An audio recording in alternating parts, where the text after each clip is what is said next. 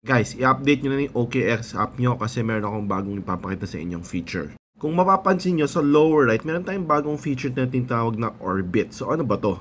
So dito sa Orbit, makikita mo yung mga OKX groups. Pwede ka sumali sa mga groups.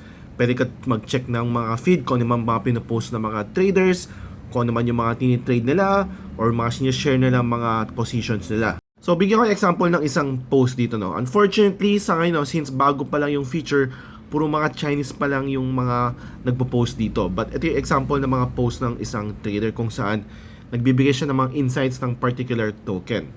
Dito makikita mo rin yung mga current news ng mga bawat tokens na gusto mong tignan, or in general mga crypto news, makikita mo siya dito.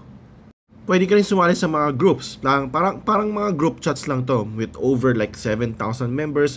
Mag-uusap kayo doon, mag-share kayo ng mga opinions nyo, kung anong magandang tokens. And dito, pwede ka rin mag-follow ng mga traders. So, pwede mo makita yung performance nila.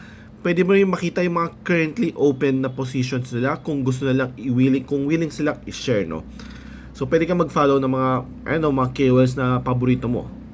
So, itong OKX Orbit, para talaga siyang X, no? Or para siyang Twitter. Pero it's like a one-stop shop na for everything. Hanap ka ng news, makikita mo siya dito. Meron kang gusto mong makahanap ng mga trading analysis ng mga coins na gusto mong bilhin, makikita mo siya dito.